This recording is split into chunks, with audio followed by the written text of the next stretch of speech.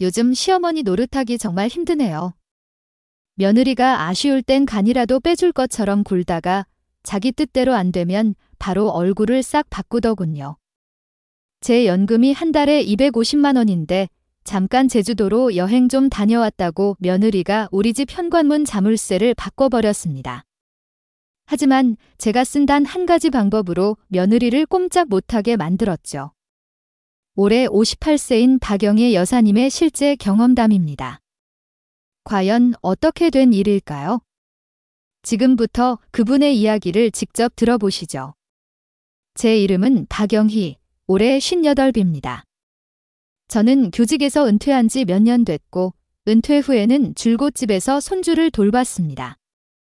지난달 손주가 여름방학을 하고 며느리도 마침 연차 휴가를 냈더군요. 드디어 한숨 돌릴 수 있겠구나 싶었죠. 그때 마침 오랜 친구 둘에게서 전화가 와서는 제주도에 며칠 놀러 가자고 제안했습니다. 저는 뛸 듯이 기뻐하며 그러겠다고 했죠. 그래서 그날 저녁 식사 자리에서 아들과 며느리에게 여행 계획을 상의했습니다. 그런데 제가 여행 얘기를 꺼내자마자 며느리의 표정이 순식간에 굳어지는 겁니다. 어머니, 제가 모처럼 며칠 쉬는데 집에서 푹 쉬려고 했더니 어머니께서 여행을 가시면 저는 언제 쉬어요? 제가 말했습니다. 얘야, 너도 평소에 일하느라 바쁘잖니? 휴가 때 아이랑 시간 보내면 좋지. 벌써 3살이 넘어서 너한테 계속 안겨있지도 않고 혼자서도 잘 놀잖아. 하지만 며느리는 여전히 불만 가득한 얼굴로 말했습니다. 어머니, 그냥 가지 마세요. 날도 이렇게 더운데 나가서 뭐 하세요? 피곤하기만 하죠. 제가 다시 설득했습니다. 나도 너랑 손주가 동시에 쉴 때를 기다렸단다. 평소엔 시간이 없어서 못 갔는데 얼마나 좋은 기회니. 걱정 마라. 며칠만 있다가 금방 돌아올게. 나도 좀 쉬고 싶구나. 그래도 며느리는 막무가내였습니다. 그래도 어머니가 가시면 저희는 어떡해요? 이 집은 어머니 없으면 안 돌아가요. 그 말을 들으니 속으로 은근히 기분이 좋더군요. 우리 며느리가 나를 이렇게나 필요로 하는구나. 내가 이 집에서 정말 중요한 사람이구나 싶어서요. 그래서 여행을 가지 말까 잠시 망설였습니다. 제가 막 그럼 가지 말아야겠다고 말하려는 순간 며느리가 말을 이었습니다. 어머니가 안 계시면 이 집이 얼마나 엉망이 될지 몰라요. 저희는 밥도 못 챙겨 먹을 거고 빨래 해줄 사람도 없잖아요. 애는 밤에 어떡하고요? 평소에 할머니랑만 자는데 어머니 안 계시면 저녁에 제가 감당 못해요. 그리고 낮에 제가 영화를 보러 가거나 쇼핑이라도 하려면 애를 데리고 어떻게 가겠어요? 그 말을 듣는 순간 기분이 확 상했습니다. 저를 떠나보내기 싫었던 게 아니라 제가 없으면 집안일을 해줄 사람이 없어서 그런 거였더군요. 저를 완전히 공짜 파출부 취급하고 있었던 겁니다. 은퇴하고 단 하루도 편히 쉬지 못했던 제 신세가 떠올라 서러운 마음이 들었습니다. 남편은 일찍 세상을 떠났고 저는 아들 하나만 보고 재혼도 하지 않은 채 홀로 힘들게 아들을 키웠습니다. 아들이 장성해서 서울 서대문구에 집도 사주고 결혼까지 시키고 나니 이제야 고생이 끝났구나, 내 인생을 살 수 있겠구나 싶었습니다. 아들이 결혼했을 때 저는 아직 퇴직 전이었고 저는 마포구에 살고 있었습니다. 사는 곳은 달랐지만 거리가 가까워서 아들 내외는 결혼 후 계속 저희 집에 와서 저녁을 먹었죠. 밥만 먹고 나면 둘 다 입싹 닫고 설거지 한 번을 안 도와주고는 자기들 신혼집으로 돌아가곤 했습니다. 그러다 며느리가 아이를 낳았고 저도 마침 은퇴를 했습니다. 제가 돌봐주기 편하게 하려고 아들 내외를 아예 제 마포집으로 들어와 살게 했습니다. 그때부터 세 식구의 모든 살림은 제 몫이었습니다.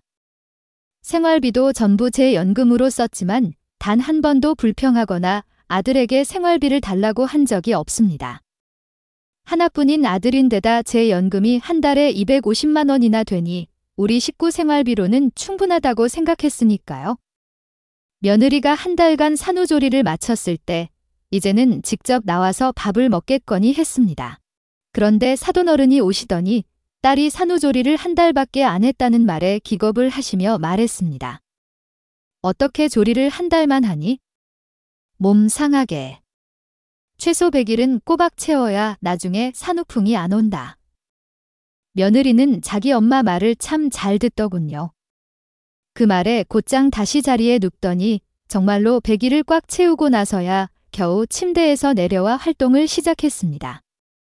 참 기가 막혔죠. 며느리가 복직한 후에는 손주가 온전히 제게 맡겨졌습니다. 낮에는 종일 제가 보고 밤에는 며느리가 재우게 하고 싶었지만 아들이 지은 며느리 이름 이가 하루 종일 일해서 힘드니까 애는 그냥 어머니랑 같이 자는 게 낫겠어요 라고 하더군요. 그때부터 손주는 24시간 내내 저한테 붙어 있었습니다. 꼬박 3년간 손주를 돌보면서 제 몸은 말이 아니게 상했습니다. 겨우 손주가 유치원에 들어가게 되자 이제 좀 쉴 수 있겠다 싶었죠. 올봄에 입학했는데 등하원 시간에 맞춰야 하니 여전히 어디 멀리 갈 수가 없었습니다. 은퇴하면 꼭 여행을 다니리라 꿈꿨는데 손주 보느라 한 번도 실현하지 못했죠. 마침내 손주와 며느리가 동시에 쉬게 되어 절호의 기회라고 생각했는데 며느리가 이렇게 길길이 막아설 줄은 몰랐습니다. 화가 치밀어 올랐습니다. 고작 며칠 여행 가겠다는데 그것도 허락을 안 하다니 제가 대체 뭐가 됩니까? 가사도우미를 써도 휴가는 주는 법입니다. 그래서 며느리에게 쏘아붙였습니다. 밥할 줄 모르면 나가서 사 먹으면 되고 배달시켜 먹어도 되잖니? 빨래할 줄 모르면 세탁기가 있는데 버튼 하나 누르는 게 그렇게 어렵니? 애는 평소에 돌보지도 않으면서 모처럼 시간 났을 때 같이 있어주면 얼마나 좋니? 하지만 며느리는 여전히 퉁명스럽게 대꾸했습니다. 어쨌든 전 반대예요. 제 말 안 듣고 굳이 가시겠다면 나중에 저 원망하지 마세요. 그 말에 없던 화까지 끌어올랐습니다. 지금 저를 협박하는 건가 싶었죠. 원래는 갈까 말까 망설였는데 그 말을 들으니 오기가 생겨서 꼭 가야겠다고 마음먹었습니다. 아들 쪽을 쳐다보며 제 편 좀 들어주길 바랐지만 아들은 못 본 척 고개를 숙이고 휴대폰만 만지작거리고 있었습니다. 제 일에 끼어들고 싶지 않다는 뜻이 분명했죠. 저는 더욱 화가 났습니다. 이번 여행은 무슨 일이 있어도 간다. 다음 날 저는 두 사람에게 말 한마디 없이 여행 가방을 끌고 곧장 김포공항으로 향했습니다. 그렇게 일주일을 보냈습니다. 며느리 휴가가 끝날 때쯤 되어 저도 집으로 돌아가기로 했습니다. 돌아오기 전 면세점에 들러 선물도 잔뜩 샀죠. 그런데 양손 가득 짐을 들고 현관문 앞에 섰는데 문이 열리지 않는 겁니다. 처음엔 열쇠를 잘못 가져왔나 싶어 몇 번을 확인했지만 틀림없었습니다. 이상하게 생각하던 찰나 현관문 자물쇠가 통째로 바뀐 것을 발견했습니다. 심장이 쿵 내려앉았습니다. 며느리가 했던 저 원망하지 마세요 라는 말이 떠올랐습니다. 이게 바로 그 방법이었던 겁니다. 저는 급히 아들에게 전화를 걸었습니다. 아들은 금방 전화를 받더군요. 그가 무심하게 말했습니다. 어머니, 여행 중이시잖아요. 지연이가 자물쇠를 바꿨어요. 그냥 밖에서 실컷 놀다 오시래요.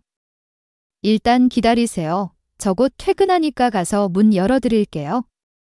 저는 현관 앞 계단에 주저앉아 아들을 기다렸습니다. 5시 반쯤 되자 며느리와 손주가 돌아왔습니다. 손주는 저를 보자 할머니 하고 외치며 반가워했지만 며느리는 아이를 쏘아보더니 저를 마치 처음 보는 사람처럼 쳐다봤습니다. 말 한마디 없이 가방에서 열쇠를 꺼내 문을 열더군요. 문이 열리고 손주가 안으로 들어갔습니다. 저도 따라 들어가려 하자 며느리가 제 앞을 막아서며 말했습니다. 놀기 좋아하시잖아요. 가서 더 노세요. 이 자물쇠는 제가 새로 바꾼 거예요. 며느리 불효한다고 탓하지 마시고 얌전히 집에 안 계신 어머니 자신을 탓하세요. 그렇게 말하고는 쾅 소리를 내며 문을 닫아버렸습니다. 저는 문 밖에서 망연자실하게 서 있을 수밖에 없었습니다. 30분쯤 지나 아들이 돌아왔습니다. 아들이 문을 열려고 하자 안에서 발소리가 들리더니 며느리가 악을 쓰는 소리가 들려왔습니다. 당신 저 여자 들여보내기만 해봐. 당장 이혼할 거니까. 다행히 아들은 그 말을 듣지 않고 문을 열었습니다. 그래도 아들을 헛키우진 않았구나 싶었죠. 그러자 며느리가 다시 소리쳤습니다. 잘났네, 정말. 기어코 들여보내는구나. 좋아, 우리 내일 당장 이혼 서류 접수해. 당신은 당신 엄마랑 잘 살아봐. 그러자 아들이 저를 돌아보며 말했습니다. 어머니, 잠깐만 기다려주세요. 제가 들어가서 잘 얘기해 볼게요. 그리곤 다시 쾅 소리를 내며 문을 닫아버렸습니다. 저는 문 밖에 멍하니 서 있었습니다. 눈물이 핑 돌았습니다. 제가 평생을 바쳐 키운 아들이 이제는 며느리에게 꼼짝도 못하고 이혼이 무서워서 제 어미마저 내팽개치는구나 싶었습니다. 이미 밤이 깊었고 소란을 피워 이웃들에게 창피를 보이고 싶지 않았습니다. 저는 짐을 끌고 근처 여관으로 갔습니다. 그날 밤 저는 잠 못 이루고 수많은 생각에 잠겼습니다. 강아지를 키워도 주인을 보면 꼬리를 치는데 제가 낳아 기른 아들은 저를 문전박대하는구나 싶었죠. 다음 날 아침 생각할수록 분통이 터졌습니다. 이 집은 내 집인데 내가 왜 내 집에 들어가지 못한단 말인가? 저는 곧장 아파트 관리사무소로 찾아가 사정을 설명했습니다. 관리사무소에서는 집주인 신분을 확인한 뒤 열쇠 수리공을 연결해 주었습니다. 수리공은 금방 도착했습니다. 제가 새 열쇠로 문을 열고 들어서는 순간 거실 소파에 앉아 TV를 보던 며느리는 경악을 금치 못했습니다. 제가 이렇게 빨리 들어올 줄은 상상도 못한 눈치였습니다. 저는 그녀를 차갑게 쏘아보며 아무 말도 하지 않았습니다. 그녀는 멋쩍게 웃으며 변명을 늘어놓으려 했습니다. 어머니, 제 설명 좀 들어보세요. 집안 안전을 위해서 그런 거였어요. 닥쳐라, 제가 말을 끊었습니다. 이 집은 내 집이야, 내 집이 아니고. 내가 무슨 자격으로 자물쇠를 마음대로 바꿔? 나를 뭘로 본 게냐? 제 목소리는 얼음장처럼 차갑고 단호했습니다. 며느리는 아무 대꾸도 못하고 고개를 숙였습니다. 저는 더 이상 상대하지 않고 제 방으로 들어가 문을 닫아버렸습니다. 그 순간 저는 이제껏 느껴보지 못한 깊은 피로와 실망감에 휩싸였습니다. 그날 저녁 퇴근한 아들이 저를 찾아와 사과했습니다. 며느리의 행동이 잘못된 걸 알면서도 아내를 사랑하기에 막지 못했다고 하더군요. 아들의 말을 들으니 만감이 교차했습니다. 중간에서 아들도 힘들었겠지만 이 일을 그냥 넘어갈 수는 없었습니다. 다음 날 며느리가 없는 틈을 타 저는 이삿짐 센터를 불렀습니다. 그리고 아들 내외의 옷가지와 살림살이를 전부 싸서 서대문구에 있는 그들의 신혼집으로 보내버렸습니다. 그런 다음 아들에게 전화를 걸어 말했습니다. 너희들 짐은 서대문구 너희 집으로 보냈으니 오늘부터는 그리로 퇴근해라. 앞으로 각자 살자. 나중에 집에 돌아온 며느리는 자기들 물건이 없어진 것을 보고 제게 따지러 왔습니다. 저는 차분하게 말했습니다. 이 집은 내 집이고 내 보금자리다.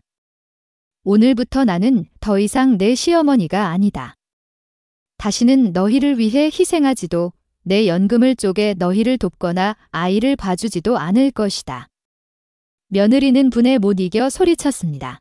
좋아요. 나중에 늙어서 몸도 못 가눌 때 두고 보세요. 그때 가서 저희한테 아쉬운 소리 하지 마세요. 저는 대꾸하지 않았습니다. 속으로 비웃었죠. 지금도 이런데 늙고 병들면 오죽할까. 제가 아무 반응도 없자 며느리는 씩씩거리며 나가버렸습니다. 그날 이후 저는 오롯이 저 혼자만의 삶을 시작했습니다. 평생을 남을 위해 살다가 처음으로 가져보는 저만의 시간이었습니다. 혼자 사는 게 이렇게 행복할 줄은 정말 몰랐습니다. 더 이상 누구를 위해 밥을 차릴 필요도, 누구의 눈치를 볼 필요도 없었습니다. 매달 받던 연금 250만 원은 쓰고도 남아 저축까지 할 수 있게 되었습니다. 먹고 싶을 때 먹고, 자고 싶을 때 자고, 떠나고 싶을 때 언제든 여행을 떠날 수 있었습니다. 누구에게 허락받을 필요도 없는 날아갈 듯이 상쾌한 삶이었습니다. 요즘도 아들은 가끔 전화를 걸어 안부를 묻곤 합니다. 그 속셈을 제가 모를 리 없죠? 제가 마음이 약해져서 다시 자기들을 받아주길 바라는 거겠죠. 하지만 저는 다짐했습니다. 한 번 한 실수를 2번 다시 반복하지 않겠다고 말입니다.